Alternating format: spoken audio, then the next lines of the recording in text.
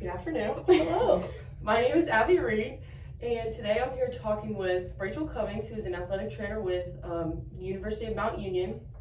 Thank you for agreeing to meet with me and allowing me to take a moment to get to know a little bit more about you Of course. and your journey in becoming an athletic trainer. Thank you for asking me. Of course. Okay, so my first question is, how many years have you been practicing clinician? So I have been practicing this of going on my 12th year as a certified and my 14th year teaching. So quite a few years. It doesn't seem like it's been that long, but I guess it has. Yes. How did you become interested in this profession? I think just kind of like everybody else, I was an athlete. I played 3 sports, so I wanted to be in a profession where I could help people, but still be involved with sports. And athletic training really wasn't a big thing when I was in high school. My school didn't have an athletic trainer, so I didn't really know about it till I went to Mount to play softball. And I met with the program director, and he's like, I think it would be great at athletic training. I'm like, I don't know what that means. So I kind of got to learn about it a little bit and then fell in love with it. Sounds good. Where did you complete your educational and clinical training? So I did my undergrad at Mount Union College. So I was there for 4 years. We were the bachelor's degree, since it just transitioned to the master's. So I did 4 years at Mount, and then I did my master's degree here at Kent. And I was a teaching assistant, so that's where where my teaching realm came into it as well. So, and then I had a plethora of different teaching opportunities and clinical things that I did with different sports when I was getting my undergrad. So a little bit of a variety of everything, which is nice. Yeah. Nice. How well did your program prepare you for your career, and why? I think that I was prepared pretty well. We have Mount has a pretty good plethora of sports and elite sports.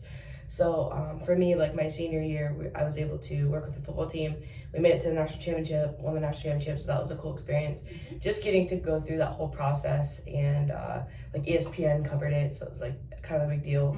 But I was able to work with a variety of sports, kind of figure out what I wanted to do, where I wanted to be, so that was kind of a nice plus of that. Okay, it sounds so fun.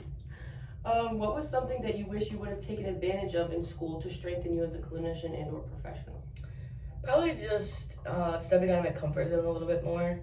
Undergrad, you're put in situations where like you're doing observation things and you have opportunity to do things, but as a student you're kind of timid. And I wish I would have taken more opportunity to get my hands a little bit more dirty when I had people over me, which I did a little bit, but not to the full extent that I should have.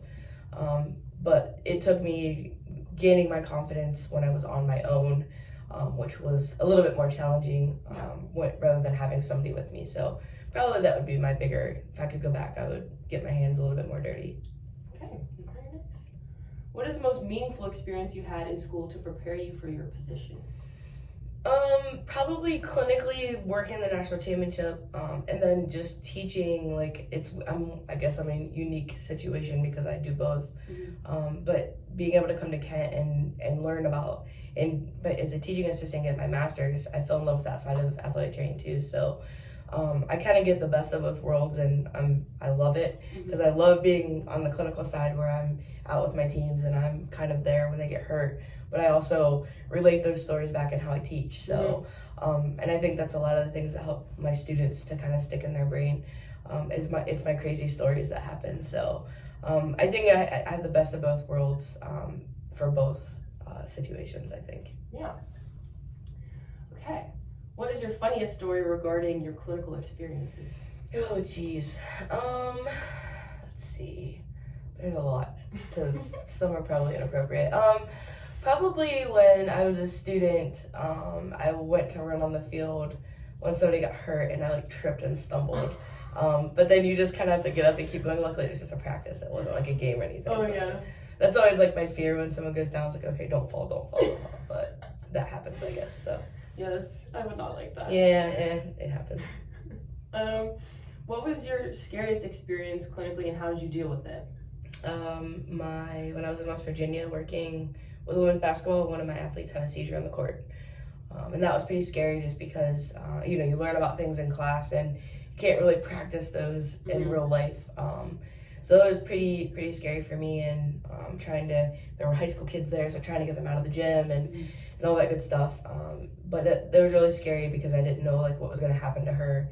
I didn't know if she was going to be responsive or not. So, but it prepared me because I knew and I had to trust my training and everything that I've learned as a student. So I think that was probably my scariest and most impactful moment, because it was like, okay, I have to make sure my athlete's okay, but then it was like taking a lot of self-reflecting on me and making sure like, okay, I need to discuss everything I went through and just to kind of triage and to digress everything that happened with me. So yeah, it was scary. Yeah, that would be. Yeah. So complete the following sentence. You should avoid this profession if. Let's see. If you don't like long hours, no, that's not true anymore. It's gotten way better with like hours for the profession. That used to be like 10-15 years ago, I'd say, but I'd say now if you don't do well adapting to change. In this profession, practices change. You know, hey, this practice team isn't practicing today, we can get in the gym earlier, or it's raining, like practice has to get pushed into inside now. You have to be able to kind of drop your schedule and switch things around in the drop of a hat, which took me a little bit of time to kind of be okay with, because nobody's prepared for that. I'm a planner, everything has to be, but in this profession you can't really be like, you have to be able to go with the flow when that time comes. So I think that's kind of a hard thing for some people to understand. Yeah. Okay, well, I would like to take a moment and thank you for sharing your time and experiences with me to gain a better understanding of what it takes to become in practice in the field of athletic training. Awesome. Well, thank you for asking me. Yes, it was very, very nice to hear from you. Cool. Yeah, awesome. Good job.